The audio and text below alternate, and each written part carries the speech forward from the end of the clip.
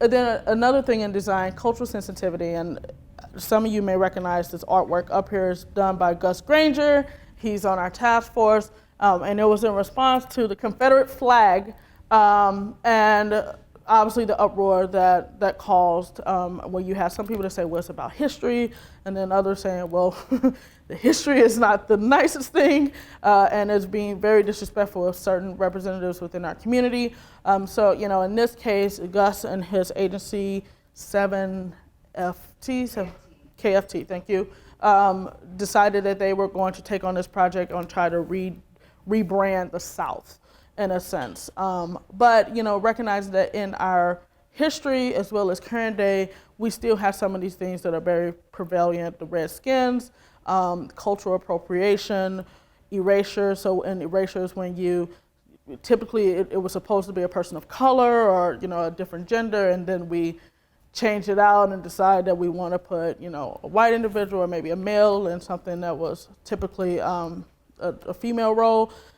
I've been watching a lot of videos as of lately looking at kind of Hollywood's history of erasure, and you've had many talk about blackface, you had many talk about yellowface, and how there's just a long way for us to go within this space, but recognizing that this is very prevalent in what we're doing.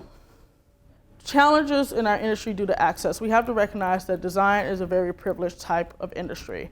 Let's be honest, like even Gus said it to me, he was like, Antoinette, you have a PC laptop? What? And I was like, oh no, my desktop is a Mac, and I have an iPad and an iPhone. No, but it's in our industry, you have to be able to afford a lot to be included and to be recognized.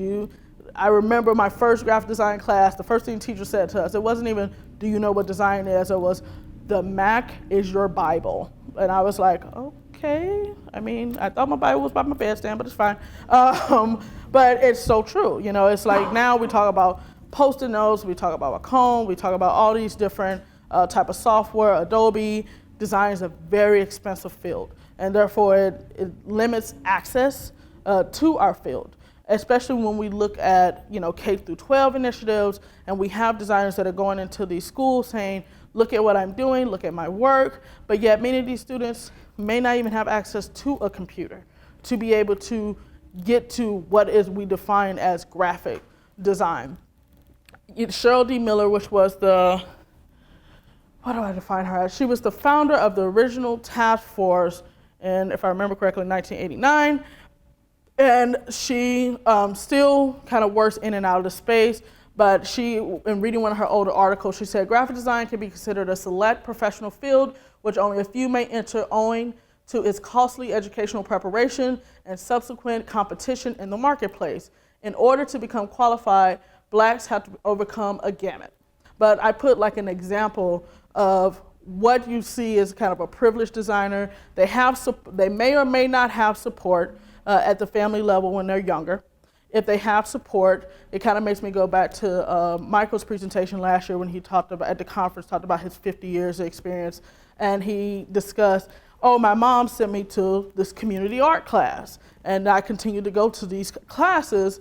Many don't have that access at the very beginning of their life. So say you have the family that supports you, then you, of course, are going to have preparation in high school, because you may go to an art school, or you may actually know what you're interested in the arts in high school. You may go to National Portfolio Day based on you already having a portfolio. Then from there, you get into a design and art school, great for you. So you're not going to a state college, you're going to a design and art school. Because of that, you're being mentored by top designers, because they usually only teach at the design and art schools.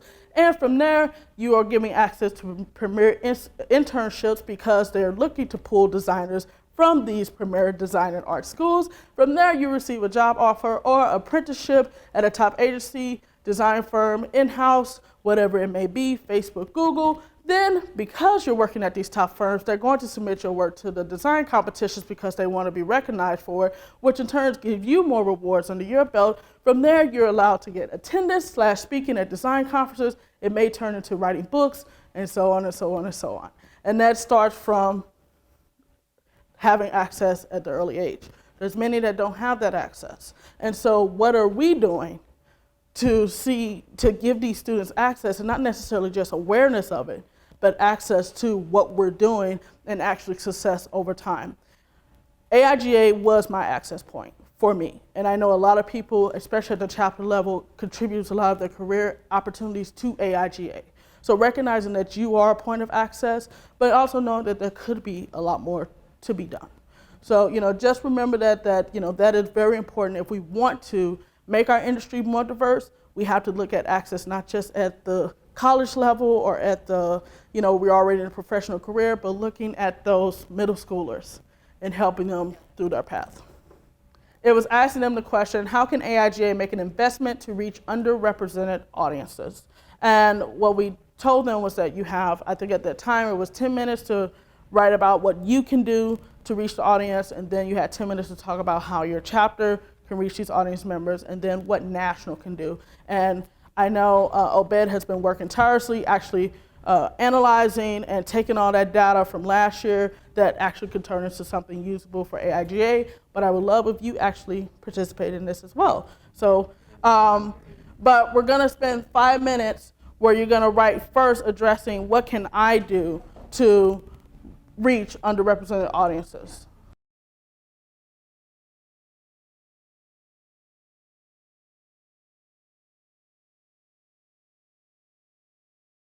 This time we're looking at it from the chapter level. And it doesn't necessarily have to be a chapter. It also could be where you yourself, what you can do just in the New York community and having AIGA reach out to underrepresented community.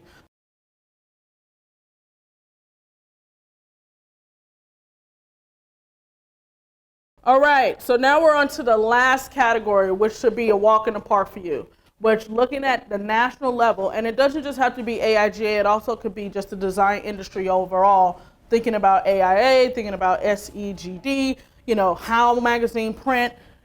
It could be expansive, not just AIGA itself, but how can we reach underrepresented audiences? What can AIGA at the national level do to be more inclusive, essentially?